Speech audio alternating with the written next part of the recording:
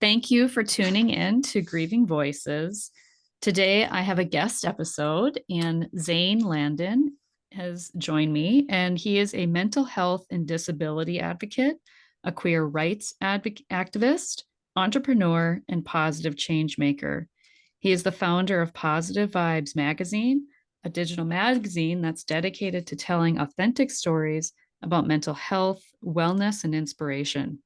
The magazine has featured over 80 voices, reached thousands of readers from over 150 countries, and secured 22,000 followers on several social media channels. He attended the first ever Mental Health Youth Action Forum in Washington, D.C., where he met President Biden, Selena Gomez, Dr. Murthy, and Dr. Biden. Out of hundreds of applicants, he was one of 30 young advocates selected from across the country to attend the forum to advocate for young youth mental health activation, policy, and inclusion. And thank you so much for joining me today, um, and for taking your time to share the work that you're doing, which is obviously having an impact because people are finding you. It's definitely needed. And for also sharing your story of grief, which is what brought you to the podcast today. So thank you so much for being here. Thank you for having me and also for facilitating a podcast on grief. It's not a topic we talk about enough, but it really does impact almost everyone at some point. It does impact everybody because we all grieve something, right? Yeah. Even if it's the loss of a dream or a pet, you know, loss of a friendship, right? No one has to die for us to grieve. And so that's really why I wanted to start this podcast too, to help people understand that grief isn't just about death. And I imagine in the work that you're doing in activism and in what you have found yourself in the work that you found yourself in the position that you found yourself in, hasn't been necessarily an easy road, because what I found in doing this podcast for almost 4 years now is people find their purpose through their pain. And so I know you didn't come to this podcast to talk about what brought you to the work you're doing today, but I often believe, which is often the case, is that, like I just said, there's a story there, and I would like you to share, and we can start there. What brought you to do the active, I can't think of my word, activism. Thank you. The activism that you are doing today. What led you to doing this work? What's funny is, I've always experienced mental health conditions from a young age. I don't know if I can really think of a time in my life where I didn't have an irregular feeling of intense anger or depression or sadness or whatever it was. So it's always something I'm always thinking about, something I'm always working on. And, I saw like a psychologist growing up. So luckily my family knew about mental health treatment and they moved forward from the mental health stigma that exists, which is, I think, sometimes uncommon. I think a lot of people do fear how they're going to be judged or perceived, especially when it comes to mental health, because of how it's been portrayed in so many conversations and so many stories told online or the media. And even when you think of mental health, we resort to think about violence because of how horribly mental health has been portrayed in so many stories, especially when it comes to, I'm just going to be upfront, like serial killers. You think about serial killers and it's always talk about mental health. And I understand that, sometimes unaddressed mental health can lead to that. But if you really look at the statistics, people with mental health conditions are going to be more victimized or more violated than vice versa. So we had to switch, we had to really shift that narrative that, it's not necessarily people with mental health conditions that are engaging in violent behavior. Sometimes it's the opposite. And because we have such a stifled view on what mental health is, people do find a way to justify their violence against them. As we've seen, there was, that story of someone who had a mental health condition that was murdered in a subway. And so it's just the way mental health is perceived. And so I understand that sometimes the mental health stigma is so powerful that it will infiltrate your mind and it will prevent you from seeking help. And I think that's a very sad thing, that people have to live in that kind of world. And it still exists for me, but since I'm embedded in the work so much, I can really recognize what mental health stigma is. And I'm kind of at this place where I move forward from what people think. And that, if people are really going to look at me negatively for having a mental health condition, that's a good sign that I don't need to be around you. And I'm kind of creating my own community that way. So it's like a good filtering device. So, like I said, saw a psychologist for many years. And then I was doing okay. When I graduated high school, I went on to university and I was doing really well.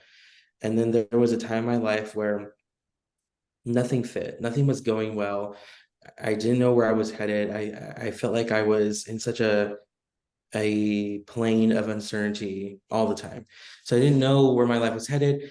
I was like at odds with my family because of this type of relationship I was in. So there was a lot of things happening, and there was a lot of first things happening. Like, I was in my first relationship and I did not know how to react. I didn't know how to feel at that moment. And then like you said, if you're talking about grief, I had to grieve that relationship. Luckily, I didn't have to fully grieve it because I still decided to see that person despite what my family said. And that was kind of the first time I was at this weird odd with my family. Eventually they, accepted him because, I was still with him for many years after, and they accepted him, but, it took a lot of time and grace for that to happen. And in hindsight, I understand where my family was coming from, but it was still very, very hard in that moment. And, there was a point in my life where I engaged in self-harm. And I feel like the moment that I made physical contact with my body, like the moment that happened, I felt like that there was um like a I wouldn't say I wouldn't say a death. That's probably not the right word. But I would think that there was like something in me that changed completely that day. And it's not necessarily like my life has been doom and gloom all the time, but it's kind of like there's this new level of pain I never thought about, and now I do. So I have to like be careful with myself, because the moment I cross that threshold, you can't go back, because it's always an option now. I never thought about hurting myself in that way, but the moment I did, it's there now. And so no matter what happens, no matter what I do now in my life, if I ever come to a dark place, it's still in my mind that that's a possibility. So I have to really actively make sure I'm not going to do something like that. Same with suicidal ideations. I was having a lot, almost every other day, maybe almost every week, something like that. So yeah, like you said, turn your pain into purpose. And I don't want people to only focus on the pain. And it's good when you turn into purpose. But I think it's also a good reminder of, how far you've come and what you've had to do to get there. And so I decided to take the semester off of university. And then after, I knew mental health was a huge topic, but then I didn't realize the severity of how important it was until I experienced it myself. I already knew about it. It's not that I didn't know about it, but it was like I didn't realize how painful it can be to this extent. And I knew pain, though. I did. So after that, I was like, I need to create a community. I need to get involved somehow. So I got involved in just different mental health organizations, and that's all. That's really where it started. And these organizations like Active Minds or NAMI, National Alliance of Mental Illness, they all did give me a sense of community, of this is a place I can go to if I'm not finding that support in the real world, because unfortunately it is difficult to find that support. I think we're seeing a lot more for mental health, definitely, but there's still so many pockets in this country, and definitely in the entire world, where mental health is not talked about. And in many cultures, mental health is not even a phrase. It's not even a thing that you can define in certain cultures. They don't have a word or a terminology for mental health. So how in the world do you describe your experience if the terminology doesn't exist? You're going to sound like you're erratic, or you have no idea what you're talking about. And then you're going to be judged very negatively because of that reason. And people have their ways of addressing mental health in different countries. I'm not going to comment on them, but they are interesting to say the least. Yeah, and I see mental health as an everyone issue because we all Yeah. experience periods of time, even if we don't have a diagnosis of a mental health condition, we all experience periods of time where we don't feel like ourselves, where our minds kind of take control and are in the driver's seat. And and we need to find support or resources to get ourselves out of that. Do you mind sharing? Did you receive a diagnosis? And if you did, how did you feel about that? Was that a helpful thing, or was that did you have a lot of conflict with that? I didn't get diagnosed till recently because I wasn't looking for a diagnosis. And I think sometimes you can look for one and you can request if you see a psychiatrist, I really want to be diagnosed. I didn't. And I was just looking for, mental support, community support. I saw like a psychologist on my university campus. I was just interested in how can I start feeling like myself again? How can I start feeling better again? So that was what I was focused on. And then when I got my first job at university, which was the job I'm in now, because I got the job recently last November, it had a great benefit plan. And so I was able to see a psychiatrist. And because I was moving away, I moved from California to Washington, D.C. in January. It was such a new phase in my life where I was actually going to be on my own for once that, I needed mental support. Even if I didn't feel it in the moment, it's kind of nice to be proactive when you need it. So I do have a psychiatrist, and she did diagnose me with major depressive disorder, which is not a huge surprise, but it didn't feel empowering like I thought it would, because I kind of always envisioned what it would feel like to be diagnosed with a mental health condition. But when I was recently diagnosed, for one, I kind of had the idea that I already had something like that, so it wasn't a huge surprise. But it's interesting because I feel like when you have the speculation, you speculate what your body is going through, you're speculating what your mind is going through, and it's still speculative, right? And then when I finally got the diagnosis, I thought it was going to be, wow, I can finally see how I acted or my behaviors or my depression, how it's linked to a condition. But then I was just kind of like, it's kind of sad though, because if I didn't have a diagnosis, it would be like you said, periods of time. Now that there's a diagnosis, like this is something I have to kind of manage my whole life. So it was an interesting way how I felt when I was diagnosed. It wasn't necessarily empowering at first. It does now, because again, now I can actually understand where I'm coming from. And if I need that support, I can find people who experience that same condition. And I can create another community that way, or enter one. So, but And it can be your that's still good fuel. though. Yeah, It can be your fuel to keep doing what you're doing. Because I feel absolutely. like in the process of helping others who are experiencing the same thing you are, that can be healing. It can be, because you when you hear someone's story of how they struggle, you of course can see yourself in that story. Maybe not exactly, you can't visually picture perfect that story, because everyone is experience is different. I was actually, I did a television interview in, is it February or March, and they had me react to a story of a kid who was suicidal, and they asked me how I felt about that story, and I was like, all I really could say was I really can picture myself in their story, and so I can understand where they're coming from. And now that I'm in a better place and I can help someone feel better about themselves, or refer them to a psychologist, because I am not a mental health expert. I'm an advocate, but I am not a therapist or psychologist. I can't give that kind of support. um, but I can refer them and I can give them resources and I can check in on them in my own way and give them my support of what I can do myself. And that is a positive fuel, because you are helping someone out of a place that you were at, and you know how it feels. Yeah, you don't need to be leaps and bounds ahead of somebody else. You can be two steps ahead to Mhm. help them. Yeah. And so I was kind of creeping on your social media a little bit, and I saw that you had this experience of weight, and you've lost a Mm. lot of weight. Yeah. In I think it was as of July, you had lost 75 pounds, is what you had Yeah, written. wow.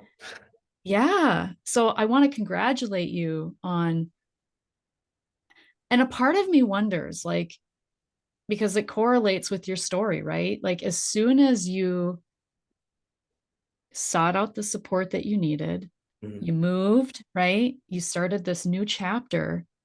You thought, I think you were really empowered because I don't think you would have lost this weight had you not felt empowered, had you not felt like you can be of service to other people and that you wanted to be the best version of yourself while in service of other people.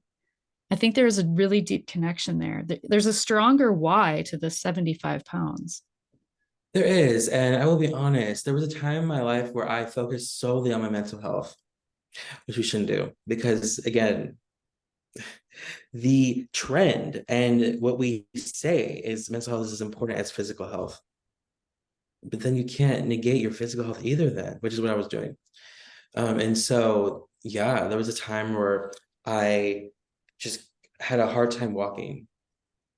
As a 24-year-old, I shouldn't have a hard time walking, unless I have a condition. Like if someone has a condition they can't walk well, I understand that's a totally different story. I don't have that. And because I don't have that, I should not, I should not be held back because of my weight.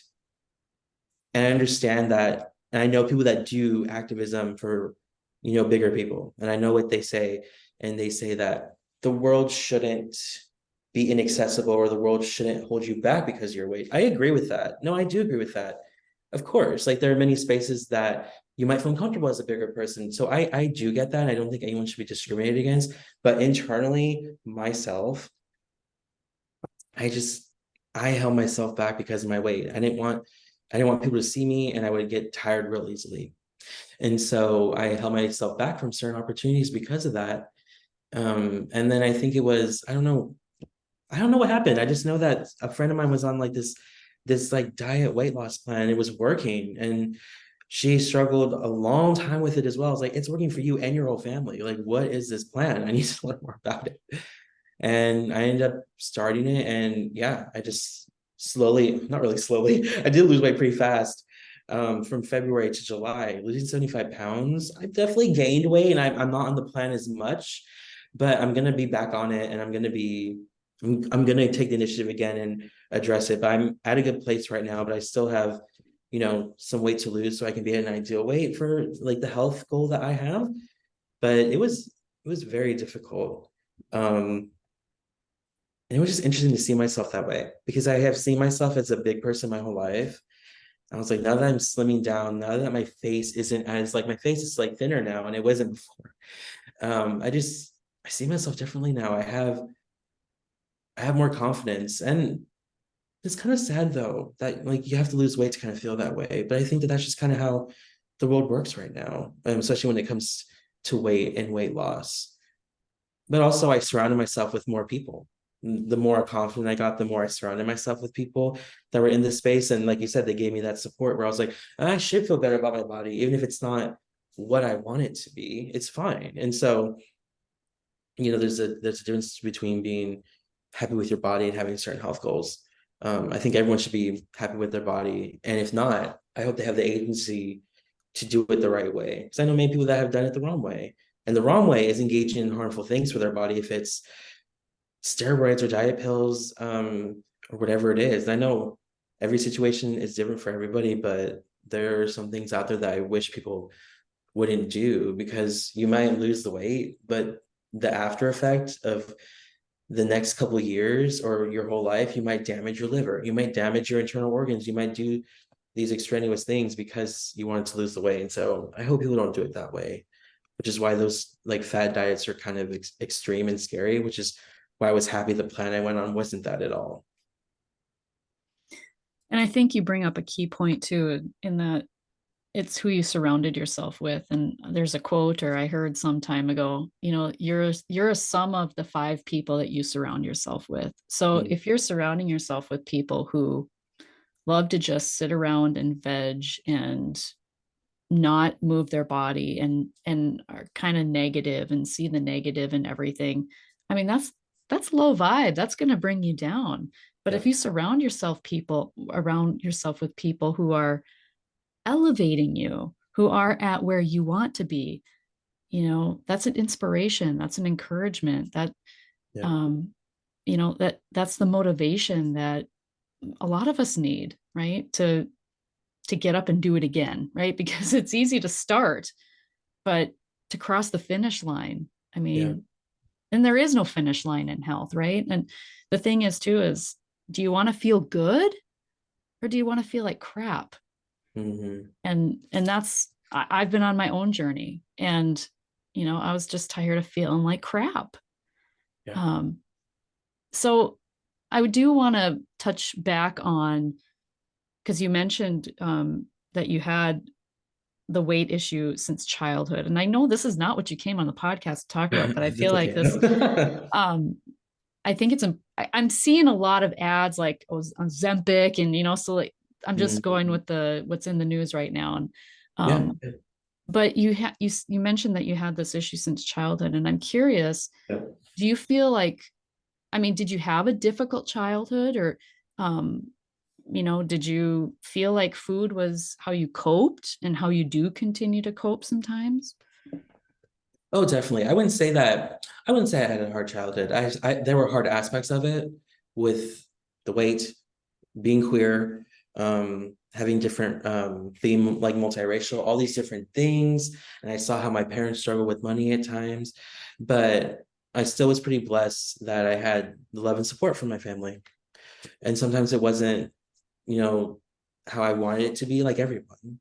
Mm-hmm.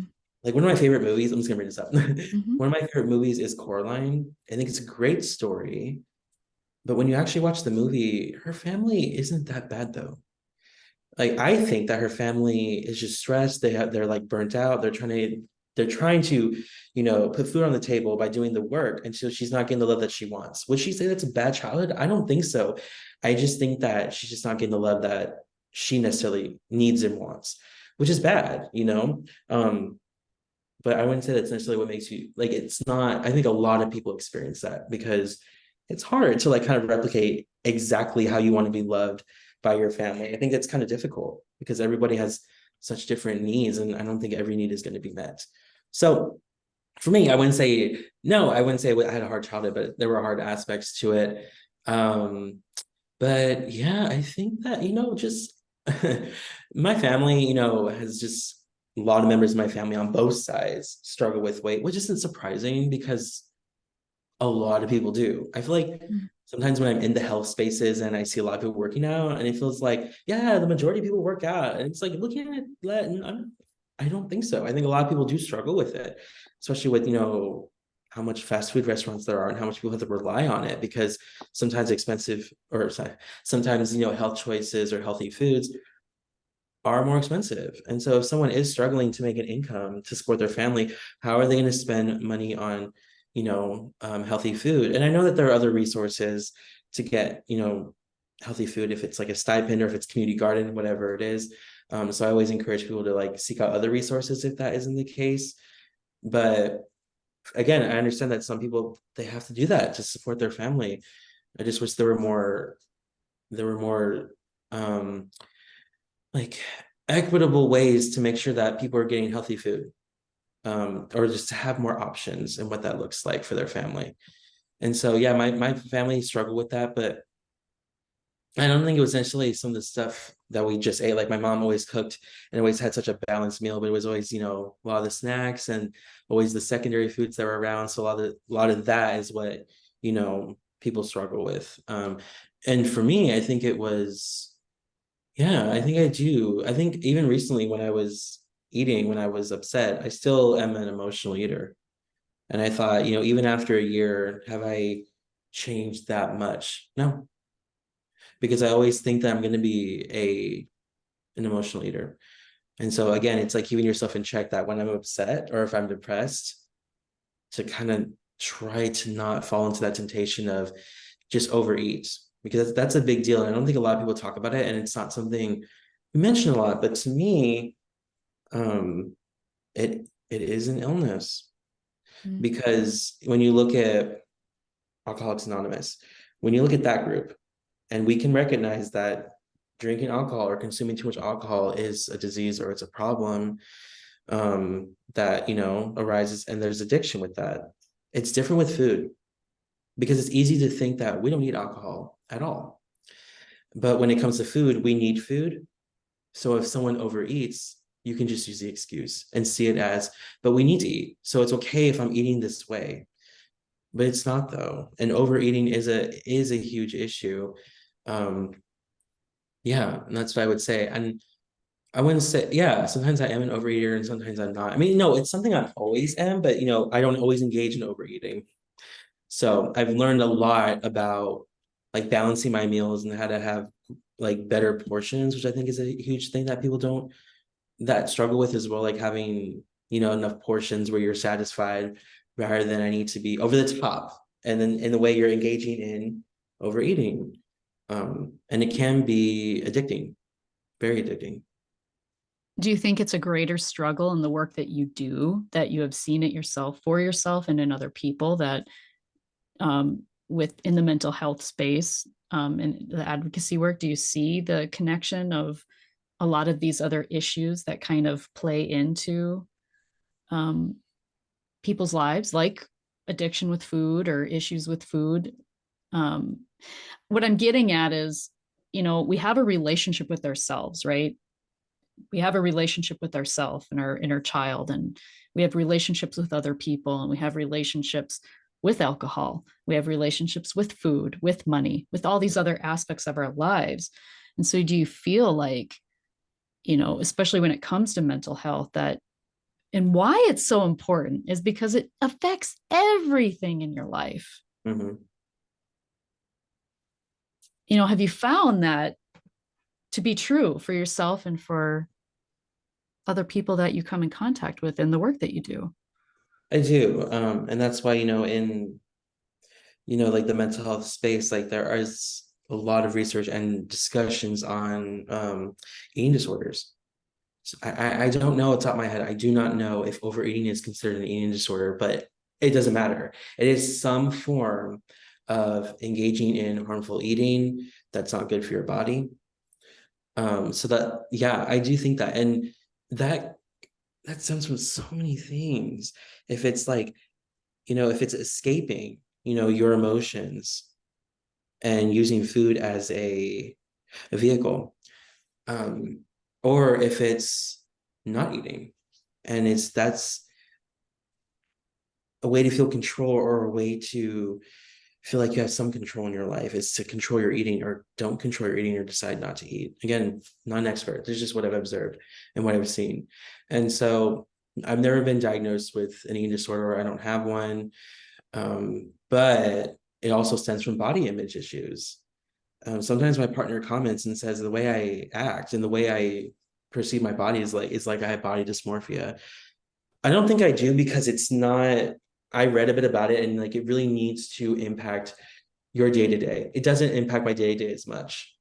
It only really impacts my day to day when I see myself and I really don't like what I'm seeing. But I think the biggest issue is I need to also see the physical evidence that I've changed because sometimes I'll look at myself in Mm-hmm. the mirror and I'll be like, I'm the exact same. I haven't changed. What's up with that? Like I'm really frustrated right now because I'm not seeing a big change. And then I go and see my photo. I'm like, okay, there's a difference. All right, I see it, but it's sad how like, oh my goodness, like how wired our brains are that it's like we cannot accept progress when it happens, and to the point where we physically don't even see a change. I think a lot of people do that, especially not even with their weight or their body, but like just even their accomplishments. Like Mm-hmm. they'll accomplish something so amazing and they'll just downplay it. And I don't know why. It makes me kind of sad. And I do that too. Like we all do it. I think many people do it. I don't know many people that don't. They downplay their accomplishments. And I think because in this culture, I think that we try to reward humbling behavior. That's not humbling though. I don't think that's humbling at all. I actually think that's not what humble is. I think humble is I did do a great job and I'm really proud of it. And thank you for saying that. You don't have to say that whole thing, but you can Mm-hmm. just say, well, thank you so much for acknowledging that. I think being humble is recognizing that you have these important strengths and that you do bring something to the table. Being humble is not, oh, I didn't really do that great of a job. It's not that great. I could do better next time. No, that's not being humble at all. You're downplaying your accomplishments. And in fact, you're just kind of disempowering yourself. And that's not being humble at all. I don't think so. Well, I think a lot of us, in general, I think we're wired to point out Yeah. the negative and to see the Yeah. negative, right? But I think there is actually a population of people. I mean, if you're interested in human design, I've been kind of looking into human design. If you have an I believe it's an open G center, which most people, I think the majority of people have an open G center, or heart center, I think is what the one is, or a will center. It's actually where we feel self-worth. I think a Mm. lot of us have that open center. And when that is undefined and it's open, we do have an issue with self-worth. I have it defined. And so to recognize, I like you said, I think it's recognizing what we bring to the table, what we have to offer, and owning it, Yeah. owning that as a gift that has been given to us, and recognizing that you are different, but you have different gifts. You have Mhm. a different skill set. And together, we can move mountains. And I think that's where we have to recognize that all of us have a different gift to offer. And it doesn't make one better than the other. It's just different. And Yeah. I think it, yeah. Oh, I was just gonna say that. No, I wholeheartedly agree with that.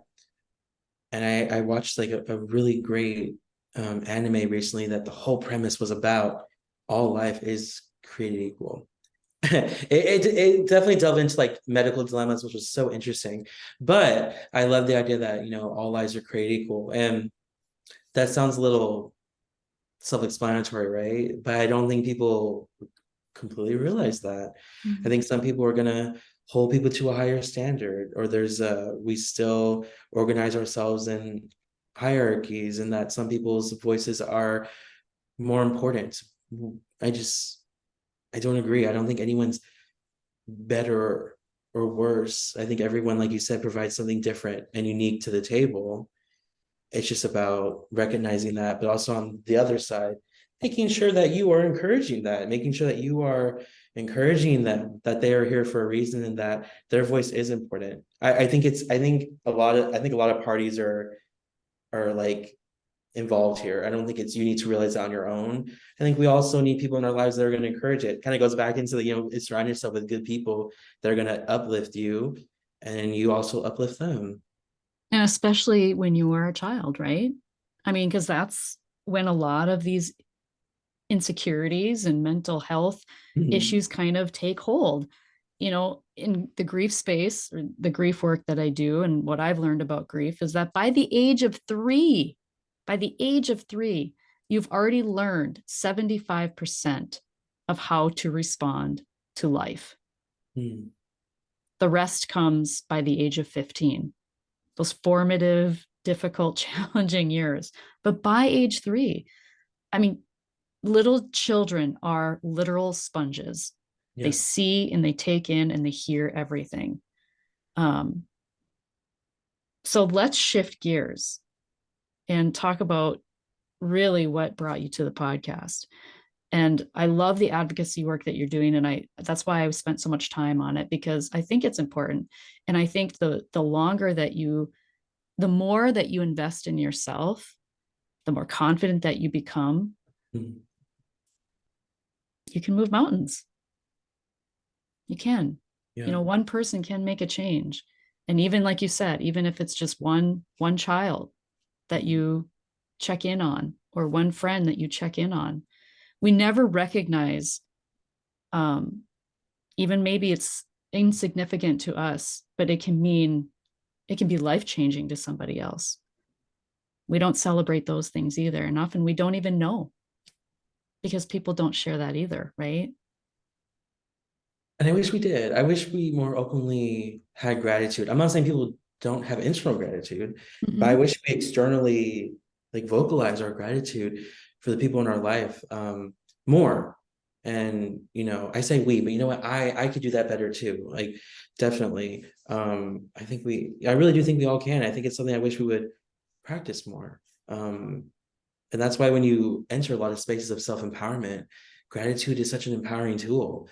Or not a tool, but just, yeah, I kind of is, but just the practice of showing gratitude is what I mean. And so, yeah, and I agree with that. It's interesting. I think sometimes people have a hard time showing affection to people from what they've done or what they've accomplished. And I don't know why. I think that's something that hopefully is changing, especially when COVID happened. And I felt like people were more aware of people's circumstances, and we're like, when we're compassionate of their life outside of work and all these different things. And so I wouldn't say that that means like the world's becoming more compassionate. I just think it's becoming hopefully more open than it has before. There is hope for that, right? Yeah. I have a frame picture. Um, it's by Rumi, and it says, if you only, how does it say? If you only say one prayer in a day, make it thank you. Mm. And I think with Thanksgiving coming up, I think that's a great thing to interject in here. Yeah. Um, so when we think about gratitude, let's talk about your mother, because it sounds like to me, just what you mentioned so far, that she was a very integral part of your life and was obviously a very devastating loss for you. And in 2021, during COVID, nonetheless, right? Because that would have been during COVID. It was, yeah. I believe the vaccine hadn't even been rolled out at that point either. Yeah. What happened was, my mom always had, problems with hernias, and yeah, that was it. She had a problem with another hernia that came again. It felt like no matter all the surgeries she did, she always had one, or had one forming, or however it works. So she was having pains again with it, and they decided to take her to urgent care. And so they took her to urgent care, and then they did the surgery, but unfortunately she just didn't wake up. Mm. So that was it. Yeah, it was pretty devastating. And I remember even telling my mom, just like, don't even worry about whatever's coming up. Just try to focus on your health and the pain right now, and just how to make yourself feel better. Because she was worried about a lot of different things, of course, because that's kind of how my mom was. So it's kind of sad to think of it that way. And, in retrospect, me saying that, because no, she has nothing to worry about. So it is kind of, well, depending on what people think. I do think that there is an afterlife, and I do think that you still worry when you're out there, because I do firmly believe that we grieve them, they grieve us. So if there is an afterlife, my mom is grieving us because she lost us, and she has to wait a long time to see us again.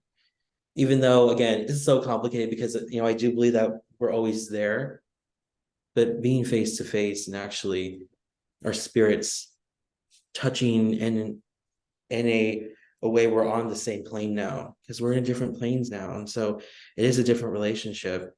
So yeah, it was definitely very hard, and I have a lot of gratitude that my mom was always there for me. And I do love the prayer saying thank you, because just thanking my mom for every single thing she did. And that's why it probably will be the hardest death I'm ever going to experience, but who knows? Because in my opinion, when you experience death, you think about all the people who have died.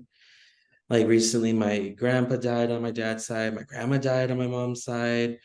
And yeah, it just makes you think like, oh, my mom's not here either. And I have to think about all the deaths that I've experienced. And again, I'm also thankful I haven't had to experience that many deaths, but one of the first ones of someone I was close with had to be the person I was closest with. It's kind of difficult. Um, and I think that you can prepare as much as you can. Like, I think people like preparing for grief. I don't think you really can. Like, I think some people go like, how do I prepare myself for it? What does it feel like? I can't explain how it feels. I really can't. I can't at all. It just feels like a sharp pain in your chest that's immovable, and you can't do anything about it. And it's there forever. And sometimes it's sharper, sometimes it's not. And it's going to depend on whatever triggers it. If it's a smell that reminds you of them, or if it's a song you've heard, whatever it is, it's going to trigger that sharp pain. And it is difficult. And it is, again, it's always there. And you won't really understand until you reach that point. And again, there's also no return, because Again, the moment I think you lose someone that's close to you, I mean, you inevitably change, and that's okay. I think that's fine, because some people say, since so and so passed away, I'm not even the same person anymore. That's okay, because how could you be? Like, because of what I think is interesting about grief and why we grieve people is they've had such a monumental impact on our lives and our identity, that our identity surrounds ourselves with that person. And so without them, how do we even understand our identity? And I think it's coming to terms with, no, your identity is just different now. And you are a different person. Doesn't mean you're radically different. No, you might be, though. You never know. The only thing is like, accept that you are a new person now and your perspective is very different, probably. And it is a very difficult thing. Again, you have to come to terms with the person isn't there anymore. And you have to kind of figure out what that means for you. Maybe you don't think that. Maybe they are there for you still. But for some people, it feels like they're just gone. And I know some people can connect with them still. Like, some people have that kind of gift. I've had different instances where I've had like pretty profound dreams about my mom. Some were great, but there's one that was so like lifelike. It felt so real that there's no way that that was just a dream at all. I actually did a podcast where I talked about the dream and what it meant. And the dream was me just like comforting my mom. Like, I went into this space where it was a dark room and she's hunched over, but she's kind of lit up like a light. And I comfort her, and then I kind of just slowly wake up, like a final goodbye that I never got to have. Mm. And it felt so strange. Like, I woke up so peacefully than I ever have before. And I was like, there's no. That was some sort of communication there. There was no way that that was just a dream. Well, maybe that's what all dreams are. This is so open-ended, this stuff. And so that's why I find this so interesting. But the grief alone is very difficult. But as you can see, I've had a lot of things that have affirmed how I feel about my mom, and how I do believe that there is more out there. That's for me, though, because I know not everybody believes that. And to me, that would make grief a lot harder, though, if there wasn't anything else out there, and I really wouldn't have a chance to see them again. But I also don't know. I'm not going to know until I cross that path, like we all will. And I find it interesting. Like, death is the only thing that I think we're guaranteed in life. Yeah. And then it's interesting. I mean, yeah, I don't know if we're really guaranteed anything in this life. Like, so are we guaranteed love? Are we guaranteed support? We're not at all. I think the only thing that we're guaranteed is when we die. And so I think it's something we all have to come to terms with, because we're all going to face it. So You that's what I said would say for grief. you said a very key thing there. You said there's no guarantee of love. There's no guarantee of, you're saying there's no guarantees of all these things. And my thought that came to my mind was, especially if we're not open to it. Mm, If we're not open to having this continued relationship with a loved one who has passed, we are not going to have a continued relationship with a loved one who has passed. mm, But to understand that that's possible, regardless of what you believe or think spiritually, God, whatever, afterlife, yeah. that relationship does continue, because you're still going to be thinking things, you're still going to be feeling things about that person. That relationship continues, and it's up to each of us to decide what we want that relationship to be, how we Mm-hmm. want that to look. Do we want to be pulled back in time to this devastating moment when that person passed away, or this traumatic thing that we saw, or replay the negative, right? We replay the negative in our minds over and over, or we can choose to work through and process all the things that we didn't get to communicate, all the things that we didn't get to say, all the things that we didn't get to experience, and change the narrative, change the story that replays in your mind. So instead of feeling sadness, and you're going to feel sadness, but instead of being pulled back in time to that Yeah. deep depression state or this deep hole, Every time you smell something that reminds you of your mom, or every time that someone says something or mentions her name or says her name, that you're pulled back to that space instead of, Yeah. oh, thank you, mom, for this message. Mhm. I know you're there. I needed that comfort. And perhaps Yeah. that dream. And I've heard that, I mean, the idea is that, I've had psychic mediums and things on my podcast before, but I've heard that when someone comes to you in a dream, it is for you. Mhm. It is for you. And sometimes too, I've heard that that's an indicator that you need to pray for them. I don't know, right? It's your dream. It's, all of us, and our relationships are individual, right? So all of us are going to have these unique experiences based on our relationships. I mean, even less than loving relationships, you can have experiences that are so profound that you can't explain and put into words. And what I also do love about this idea that death is guaranteed, that because again, I think we have a hard time understanding that we are all equal. Mm. I think some people, again, look at social identities, different circumstances, and that's what makes us different. Of course, it makes us different, but in reality, we're not different. We're all the same species, and then when we die, it's what equalizes us. We So I all find got the we all got the dash on the tombstone, right?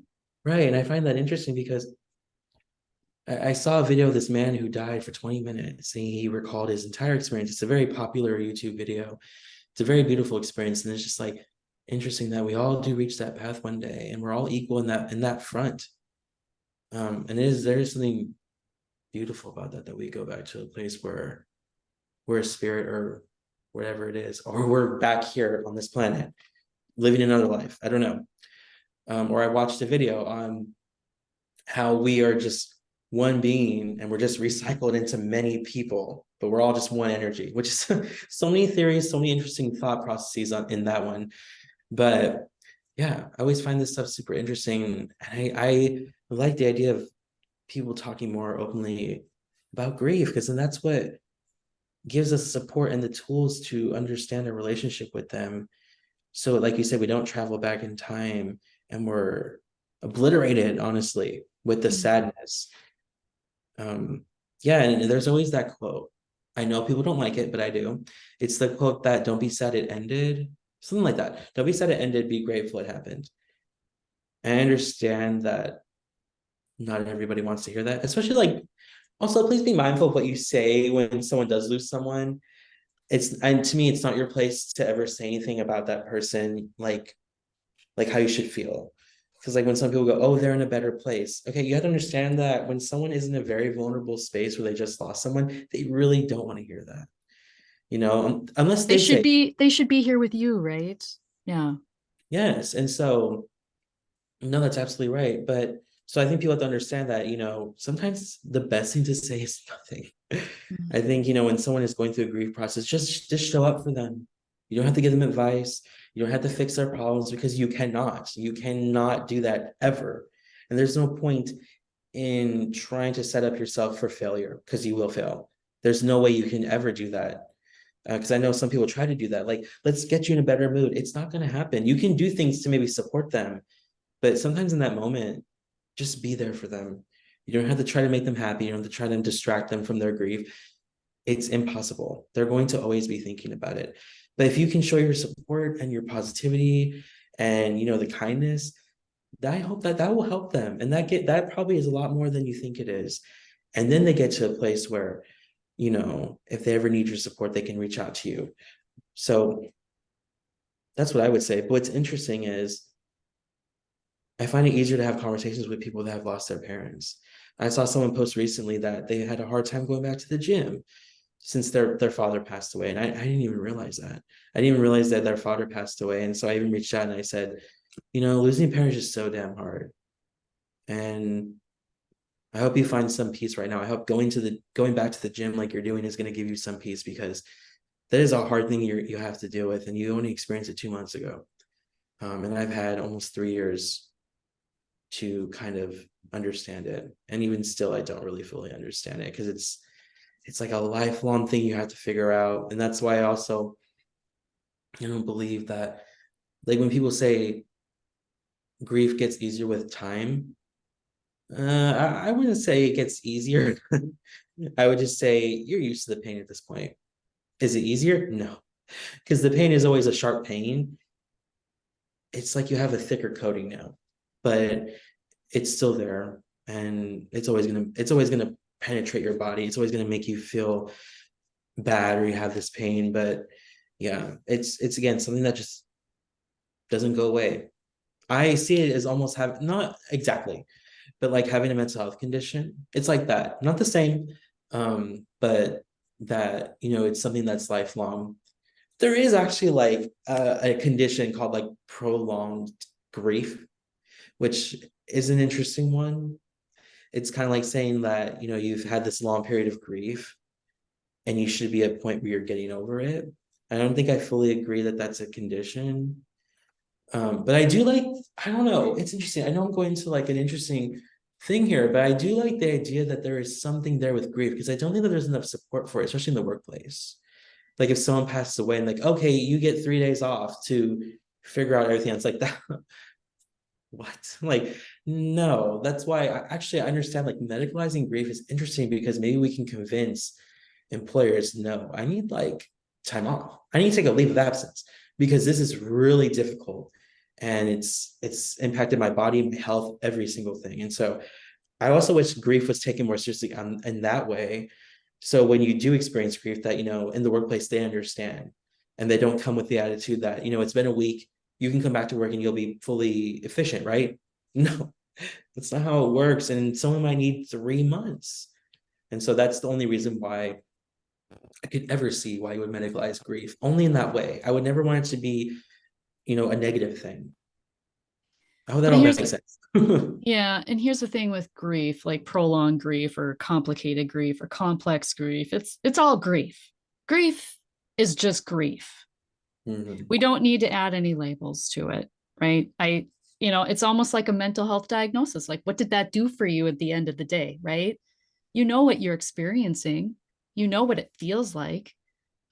The label can be empowering, but when Mhm. it comes to grief, that's not empowering. No label for grief is empowering. There isn't a single one that's empowering. And the thing is we've all learned these myths of grief, and time heals all wounds is one of them. And time doesn't heal. It's the action that you take in time is Yeah. what heals. You gotta, like one of my guests a long time ago, and she's gone through the grief recovery method, which is the program that I facilitate, Mhm. that I worked through my own grief with, because I lost my dad when I was 8. Mhm. And she says, you can either lay, when you lay, you decay. And that's the truth. When you lay, you decay. And when Yeah. you are in deep in grief, that's all you really want to do. And that's okay for a time. But if you find yourself laying and laying and laying, not living life to its fullest, not living out your fullest potential, that's not living. And I know so many people, like, even when my dad died, a part of my mom died with him. Yeah. She was a very different mom. I imagine your dad is a very different dad, Mhm. maybe for the better and maybe not so much. It depends on how a person chooses to respond to that. Do you choose to get support and resources and help and talk about it? Or do you do what society has taught us to do, and to grieve alone, replace the loss, right? Try replace it with food, alcohol, sex, Mhm. Mhm. gambling, whatever it is, whatever vice it is, right? Mhm. Yeah. This is why I started this podcast, because people just don't understand grief. Even Mhm. therapists, psychologists, it's not even in their schooling, it's not even in their education. Oh, really? I've Wow. been to suicide prevention forums, rooms of social workers talking about suicide prevention for military and veterans. Not a once did the word grief come up. Mm. Not once. Which is Don't you think grief has a little something to do with suicidal ideation? with the experiences that military personnel have experienced on deployments. Yeah. I I mean, mean, it's a no-brainer, right? it is. Yeah. Wow. And considering the life that the lives that many of us live, there's so many issues, chronic issues, Hmm. whether it's the economy, whether it's, your personal circumstances, whether it's sit and watch the news, like, oh my gosh. And then children are watching these killing games. That's all the games are nowadays, is just killing each other, right? Like all of this is information that we all take in. Hmm. We're looking at toxins and we're taking in toxins in all kinds of ways, day in and day out. So no wonder we're all freaking depressed, you know? Yeah. Yeah. Wow. And I think people question, you know, yeah, I think it's sad when I hear this because, at least I see that at least my generation, Generation Z, they're talking more about mental health. And I know sometimes they're viewed negatively for it, or they're the emotional generation. And I Mm-hmm. hear people say, well, my generation, we just do what we have to do. Is that really a positive message though? Did you really want to do that though? That's what I question people. It's like, I understand that that's what you had to do because your generation, you really did not talk about this kind of stuff. Mm-hmm. But do you really think that helped you? Like, if you really could live in a generation where you could be more open with what you experience, wouldn't you want to live in that generation? And if not, well, okay then. But I hope a lot of them say, yeah, actually, I would like to live in a generation where I could be open with my emotions. I could be more emotionally available for my partner or my friends or whoever is in my life that I love.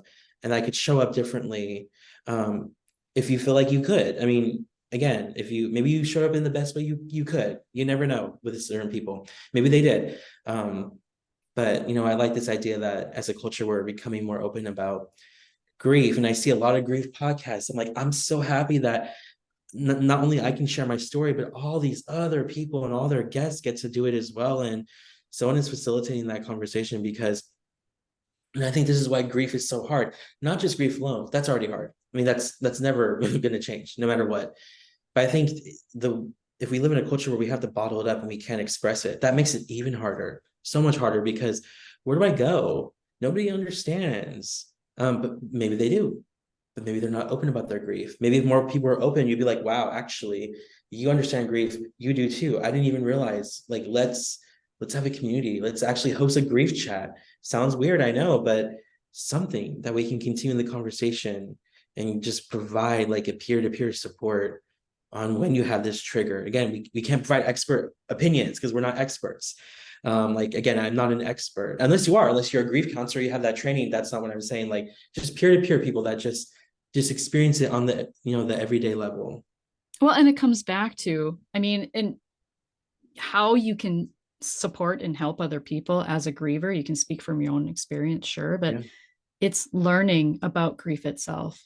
Mhm. And I just want to say, I highly recommend the book, The Grief Recovery Handbook, because you will learn more about grief than you've ever learned in your life, even with experiencing it. It just brings a better level of understanding of why you feel the way you feel, what you're experiencing.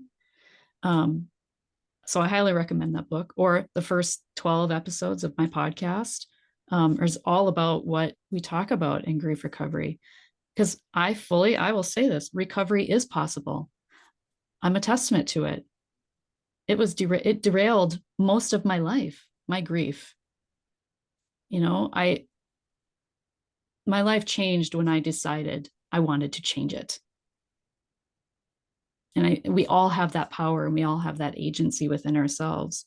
Yeah. And, just meet ourselves where we're at with compassion. But I think we all have a personal responsibility because we are all part of a collective, right? And so if I can become the best version of myself, I can show up better for my neighbor, for my friends, for the cashier. I don't have to be an asshole to the cashier, right? Because of whatever I'm experiencing. There's no excuse for treating others unkind, you know? I So just I think not, it and I all plays don't in. like. Yeah, no, I agree, and I really wish I did not see that normalized, and it kind of is, where if someone is treating someone horribly, it's like you have to like question. Well, they're probably going through a hard time. It's like I'm at this place where I remember saying that, where I was like, I have empathy. I understand where they're coming from, and it's like No, that's ridiculous, actually. I should not know where you're coming from because you should have no right to treat someone like that. I don't care what you're going through. That sounds kind of heartless, I know, but why? Why should you have the right to treat me like that? I didn't do anything to you. That's your life. That's the people in your life. That's up to you. I had nothing to do with it. But I understand, like, like sometimes people just lash out. Sometimes people have those moments. I get it. But if you're perpetually being like that and you're using the excuse of what happened in your life, it's not fair because I don't know anyone in this world that has not experienced any sort of struggle. I don't know Exactly. anyone that hasn't experienced anything. That's not possible. Even someone that's the most privileged, the most rich in the world, whatever their privileges are, they have something that has held them back. They have something that they have a fear. Everyone has that. And so I don't ever agree with, you treat people horribly because of how you've been treated, because you are no different from the person that wronged you as well, then.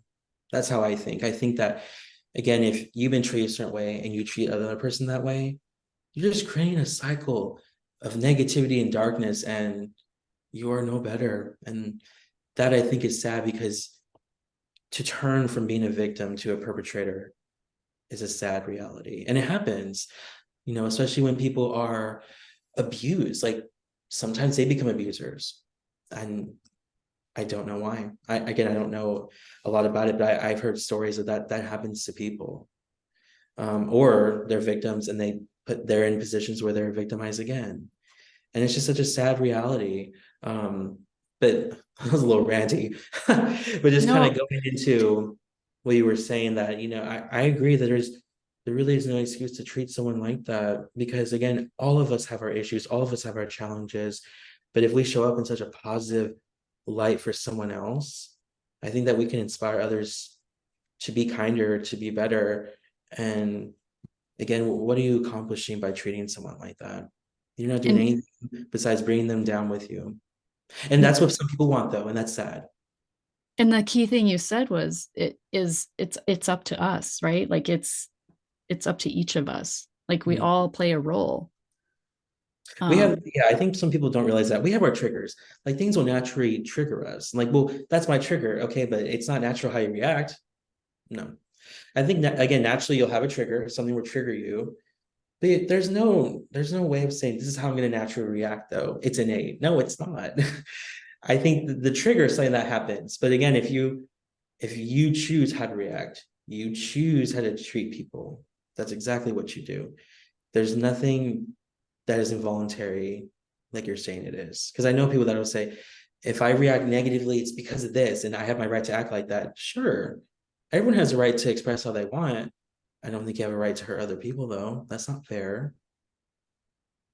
and that comes down to again, like with grief, right? Because I mean, you can become a griever who's an asshole. I mean, it's possible, right? But if you work on yourself, that's the only thing you have control of is yourself. Like the environment and then the world around you is not going to bend to your will. The only thing you have control of is your free will and what you decide to do and the actions that you take or don't take, which is a choice too. I see that a lot now. And I thought we were almost past this, where we shape our own life. We choose how we want to be, and we kind of disassociate from what people say about us. We move away from how people judge us and perceive us. Um, but I still see that though. I still see people that, and I do sometimes, but I know people, and I see even content creators that they thrive on that validation almost constantly. And without it, I don't even know how you move forward if you don't have it all the time, like you've accustomed yourself to. And so I know that people who experience or are wronged in their life and they want validation all the time, even from strangers. And it's like, how are you going to feel better or be better if you don't have that validation one day? And I Well, see and that. I think that's the voice of a victim. That's someone who feels like a victim and Mm, who has an attachment to suffering. And that was me for a long time too. Like mm. I just thought like my life I'm just destined to suffer because it was just one hit after another after another after another, and that is life. Yeah. It sucks. Life sucks. It surely does suck. Yeah. It can, I mean, if that was my perception, right? Like life just sucks. This sucks. But we have a choice to sweep our own doorstep or not. And it's not anyone else's responsibility to make us whole, to make us happy, to fulfill some whatever it is that we're trying to fulfill in our lives. That is our responsibility. There isn't enough personal responsibility in this world. And I think that's I agree. And that's, again, like I said before, that's impossible. Like, me helping someone who's grieving, I cannot fix your problems. I can be there. I can try to support you. But again, at the end of the day, you kind of have to do that for yourself. And again, it's not right for you to put the burden on someone else, because they should not exhaust their emotional needs to help you. So you need to be fair to the other person as well, that you are not mentally exhausting them by putting the burden on them fixing your problems, when again, you need to do that. And this is why I'm so glad the conversation went here. And this is why it's so important to seek support from somebody who has no skin in your game. Someone like me, I don't know you from Adam. I have no skin in your game of life. There's nothing you can say to me that's going to make me turn on you, or you know what I mean? Like we don't have Mhm. this intimate relationship. Yeah. And I can go to bed at night and what is yours and what's mine is mine.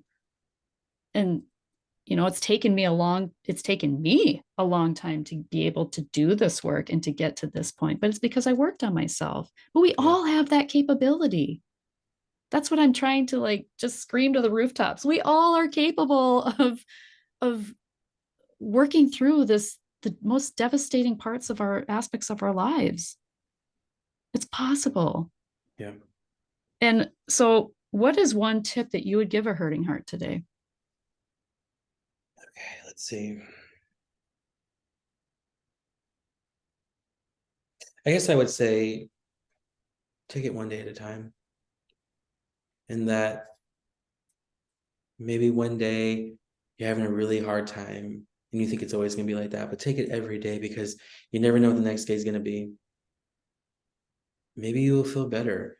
Maybe and I hope you have, I will say, the courage, because I think it is very easy to stay in the darkness. Mm-hmm. And I understand. And then people ask, well, why do you want to stay suffering? There is an attraction to suffering. There is. I know that doesn't sound right, but there is. I've seen it in many places in society, that we want to hold on to the negative as much as we can. And so it is very easy to stay in that darkness. And it is somewhat alluring.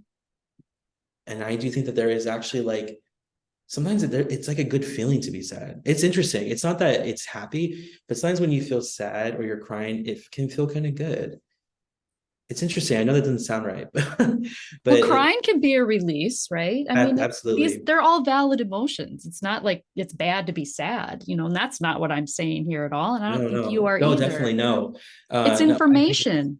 It's yeah, and it's good to have the information. balance. I don't think there's anything wrong with being sad or being negative or having that depression, as long as you hopefully have a balance of having that positive energy in your life too. Don't devoid yourself of all the negative either, because I think, again, a balance of yin and yang. You do need both to, to be the best you can. So that's so, like what I was saying was, it's easy to stay in that darkness, but I hope you find the courage to, you know, get yourself out of it, and not completely, because it's a slow process. And if it's reaching out to someone or doing an activity that you used to like, or even visiting a burial site, I mean, for some that could be very, very positive for some people. Or maybe it's just taking the day off or going to the beach. Anything you think is going to calm your mind. And again, take it one day at a time. You're not gonna come out of the darkness or feel the best, most positive person you were before in just a day. It can take a long time, and maybe you won't be there one day like you were before, and that's okay. That really is. So, what is one memory of your mom that when you think of it, or maybe there was something that you did together when you think of it, or when you find yourself doing it, that you feel good and you think of her? I think about, my mom was a huge cook, and she didn't bake that much. But when she did, we always loved it. But I remember I was like, I really want to bake something. I love watching baking shows. There's something so comforting about them. And I just want to start doing it. Like I want to start doing that. And so we made these really nice chocolate chip cookies and we tried like three different types of chocolate in it. And that was very fun. And it was the first time I got to bake something. Because again, my mom kind of always did it. So I never really got to help. And if we tried helping, we just kind of got in her way. So we kind of just didn't really get to help as much. And so what changed is interesting because I love that so much. And that was like honestly the month before she passed, actually, because it was Christmas time and she passed in January. But now what's interesting is even going back to the weight loss, when I started the plan, I needed to cook my own food in February, which was like daunting. I was like, okay, cooking my own food, I'm a little scared. I would just rely on frozen foods that I would just heat up. So when I cooked my own food, it was a slow process. But since February to now, I cook all the time now. Like I want to do it all the time. Like I was like, should I even like change my career when I'm doing and start cooking? Probably not. But there was a potluck at my job yesterday and I made lobster mac and cheese and Ooh. it was okay. I'm gonna be honest. No bragging here. It was very good. It's not even my recipe. I found it online, but I changed a lot of things that I wanted in the recipe. But I was very happy with it, and it was like I don't get to cook often for other people, especially at my job. That was the first time. But now that I get to cook and I get to bake stuff, and I made chocolate chip cookies at home recently when I was back in California, and I made a post, and I was like, I didn't really think about it. It wasn't really conscious, but why am I feeling sad doing this? I don't really know. I wasn't like really sad. I was just it was like a sadness, but it was also comforting. It was very weird. Where I was like, it is sad to do this, but I also love doing it. And I had Harry Potter music playing in the background, and my mom and I loved watching and listening to the music from those films. And when I made them, and I was really happy how they turned out. And I just kind of reflected on that, and it was a sad thing, but it makes me want to do it so much more now because I get to kind of cook with my mom now and I don't have any regrets, but I do wish I got into cooking before. So I was like, my mom was always like, every single time we watched a movie where a man cooked for his wife, she was always so happy. She's like, I want someone to come in and cook for me. My mom was just always the cook though. And so I so wish I knew how to cook because I would cook her so many things. Anything she wanted, I'd be so excited to make because I love doing that. So not a regret because I don't have any regrets, but that's one thing, I kind of wish that I did before, but now I do it all the time and I want to do it all the time. And when I get to see my mom, I'll get to like tell her about all the things that I've made, maybe not all of them, because there'll be a lot at that point. I just hope that, when I get to taste it myself, she tastes through me. I hope so that she can taste herself. I hope so. I hope that's how it works. So I just had a thought. So does she have a lot of her own recipes that you have? No, that's what's sad. I hate Oh, this. It's okay though, because I have an idea of the stuff she made and I can always find it myself. But that is one thing I tell people, chronicle your family, whatever it is. Like maybe even like do an interview, like do a video interview and like have them talk about their life. And even if it's like a couple hours, it's like you have that chronicleness now of their life. And it's so much better than you imagining what it was or trying to remember what that story was. Now you can actually pass it down. And that's the same with cooking. It's like, please get their recipes, have them write it down. I know it's in their head and they don't write it down, but have them write it down so you can chronicle their wisdom. there are apps for that actually. One, I Oh, had are a there? guest, yeah, I had a guest on my podcast some time ago. He developed an app called Aftercloud. Oh, wow. I believe is what I think there was a branding shift and I think it's still called Aftercloud, but I'll link to it in the show notes. But yeah, there and there's actually other apps too out there that help you to document just what you just said to create a family heirloom of sorts. But I can imagine that somewhat of what she made and how you can make it, and Yeah. then you could share it with your neighbors, or share it with, the cookies, especially like share it with other people, maybe another griever, a taste of mom's cookies, to Yeah. I it's so interesting just being in a place where I didn't cook and now it's all I want to do. And that is that is that is probably the best way for me to express affection right now. Mm. And I think it's always going to be now. I don't know why. It's not that I can't communicate because I can, but it's more like I care about you, but like I'm gonna put my soul and being into what I'm making for you, and then I really hope it comes out that way. Um, and that is like the best way. It's like a love language, and I hear people say that cooking is their love language, and I say that now.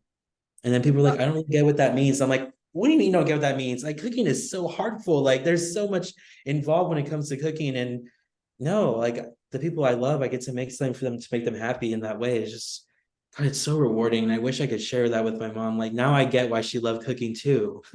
Mm. And maybe that's part why you're drawn to it is that, Yeah. you recognize now that connection that, to Mhm. food. It's a relationship, right? And so maybe a part of this, you wanting to cook and things is is what is going to help you shift your relationship with food, right? And so that it's no Yeah. longer this drive like controlling force in your life, that it's you are changing the narrative around food. It is now a source of love and nourishment and vitality, right? Yeah. Not only for yourself, but whomever you decide to share it with and break bread with. I think it's a beautiful thing. Yeah, it is. Thank you. Yeah. So, is there anything else that you would like to share? And I want to say this too, because one of the things I'm actually going to ask this because it's on my forum and you filled it out, and I love your answer. Maybe you don't remember what the answer was I that you don't put, remember. but I ask, would you like to scream to the world in the past or recently and wish people knew about your grief?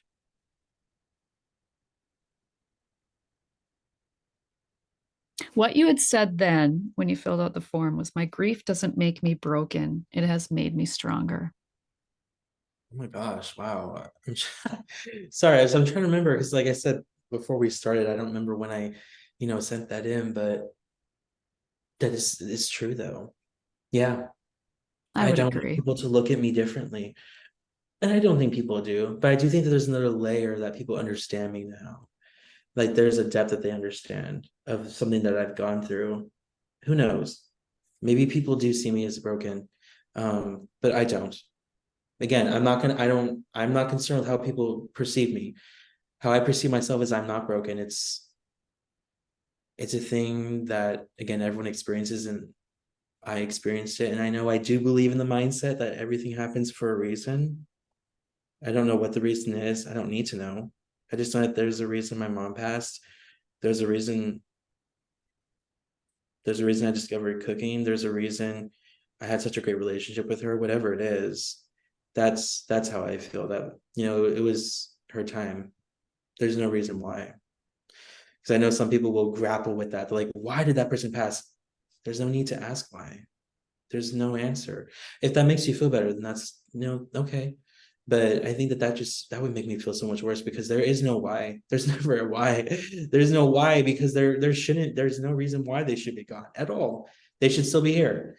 So that's what I would say. I don't no, I don't see myself as broken. I just see it as something that I've gone through and it's something that makes me stronger. And that's exactly how my mother was too. I could I didn't see my mom as a broken person, even though she went through so much loss, so much like just a lot of stuff, so much. And but I never saw my mom as broken. I don't know how she saw herself, but because she was such a light for everyone else, no, we didn't see her that way. She was the kind of person that of course can that lit up a room. And I know a lot of people do say that. I feel like at this point it's a little cliche when I hear that, but there's no other way I can describe it. Mm. um, yeah. So I guess that's what I would say. And also grief doesn't define me. I'm not a person who grieves. You know what I mean? Like it's not my identity. It's just something that happened to me. It's something I'm always gonna carry, but I don't want to see myself as a griever. I want to see myself as a strong person that still has this powerful relationship with my mom. And grief is just something I've had to go through. And you're thriving. I believe you're thriving. Do you believe so too? I think I am. No, I know I am because I've had many opportunities, even just coming to DC and living here for a year, and just the relationships I've made, and the people I've come across, and just the opportunities I've had just in the past couple of years alone. I've had a lot of great opportunities before my mom passed, but I think it's just kind of sad that I had a lot of opportunities, so many that my mom, well, spiritually, yes, like she got to see them and experience them. But the one thing that I think is the hardest is I don't get to hear her voice. I don't get to hear her excitement anymore. And there were so many things that she was into that I can't really imagine how she would react to some of them. Like when I got the opportunity to go to the White House, my mom was always wanting to go there. And I know she would be on the same flight with me. Or before I actually interned at NASA. My mom loved NASA. She loved anything to do with space or the universe. Just so many different opportunities. And me just working at, well, I didn't even ever even mention, but I do work for National Geographic. My mom just, it's not like we had the magazine lying around, but just working for National Geographic, I know my mom would be very excited about that. So it's just kind of, or speaking on television and just seeing me on the TV screen. It's just so many opportunities that I wish I got to physically see her react. Um, but other than that, I am very blessed. I'm just going to take a moment to celebrate you for a moment because, we talked about not owning our accomplishments and things like that. And especially with grief, we can have that loss that really just takes us down. But instead, it's cracked you open and look at everything that has opened up for you because you didn't allow it to take you down. And I And think people, that's an inspiration for people and for my listeners. So I just wanted to highlight that and make a point to say that. yeah, thank you. And one of the things that I think about is, where would they want you to be? I don't know many people that would want you to be depressed about them. I mean, yes, have that level of sadness, but it's like you say, um, what was it, lie and decay? When you lie Yeah, and decay, lay and it's like decay. when Yeah. you lay you decay, it's like I don't know anyone that would want you to feel that way. And so like I consciously had to think about what my mom would want for me, and it's like, would my mom want me to sulk in that? Or would my mom want me to take the opposition and go for an opportunity? No matter what the outcome could be, you never know what's going to happen. And sometimes it could be good, sometimes it won't be. But I think my mom always pushed me to, accept any challenge that came my way. And I think even moving forward, I think that's the driving question you can ask yourself. What would my mom do? What would Yeah. mom do? Mm-hmm. Yeah. Because she was such a light for you. And I'm glad you had that experience with relationship with her and that it is continuing. That relationship is continuing because I think too what can happen, we didn't really get into this, but a lot of what can happen when people lose somebody is that, you know, you can get very angry at God, you can get very angry at the world and just completely shut down. And that was me too for a long time. Like I was very angry. I didn't step into a church. I was spiritually thirsty. That was an aspect of my life that really went downhill. And so Mm-hmm. I just encourage people to be Yeah. open to the possibility. And, like you said, we're not going to have all the answers. We're never going to have all the answers. But do we have to? Right? Would it make a difference? Would it change anything? You know, Yeah. I think people, the result is still the same, right? You're still yeah. without this person. Yeah. Yeah. I think that people, they want the answer because I think when you have that answer, it's like you feel like your path is set. But I really don't think that there is an answer. How could there be? Because I know some people say, well, maybe God wanted them closer. No, I don't think that at all. I don't, that's incredibly selfish. I don't think God would want that. And if that's the case, why would you want them near you? If there's such a light, why wouldn't you want them in the world preaching love that you want the world to be as God, right?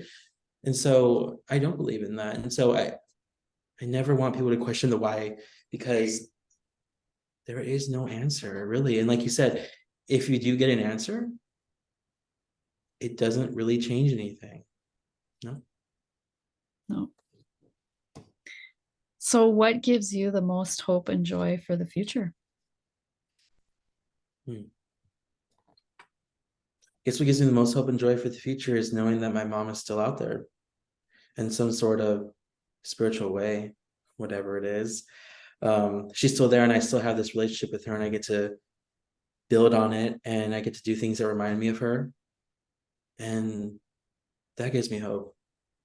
Like I said, it's not a guaranteed answer, but if I knew that there was a guaranteed afterlife, I would feel I would feel at peace in a way. Wouldn't change it. It wouldn't change a lot because she was still gone. But just the comfort of knowing that she's in a safe place and that I will see her one day, that's enough. But I will never know that for sure. But what gives me hope is that might be out there. Um, and if it's not, well, I hope not. But if it is, I still have the beautiful memories, and I can create more positive memories with other people, with my mom in my mind. Channeling her love and her energy and her light through your good work, right? I want people to remember me that way because, like my mom isn't here anymore, but I want people to feel that way when they interact with me. That, there Mm. is a there is like a speck in me that reminds them of my mom. Or if they haven't met her, it's like, well, that's what my mom would be like. You kind of have met her, maybe. I remember even telling a story, and my partner was like, it's almost exact how you tell stories like her. And I was like, really? Even like my family friends, they're like, yeah, it's very interesting how you're almost just like your mom at times. I'm like, wow. Well, I love hearing that. Thank you. Mm. That's wonderful. Anything else that you would like to share that you didn't feel like you got to share that you want listeners to know? I really don't think so. I really feel like we got into a lot of different topics about grief, but also mental health and even suicide and the work I get to do. No, nope, not at all. Just thank you so much again for having me on. And where can people find you? Oh, I mean, I'm on like Instagram and LinkedIn. And the digital magazine you mentioned is Positive Vibes Magazine. You can find me by just typing in my name. My social media handles are all my name, just so people you type in my name, you know exactly where you're gonna find me. Just so I'm accessible to people as much as possible. And that's how they access the magazine as well, is through your social channels. Yeah, you can find it there too. Okay. Well, thank you so much. I will put all those links in the show notes. And I thank you so much for joining me today. This really, truly did feel like a conversation, like a really, what's the word? Um, Like a dialogue.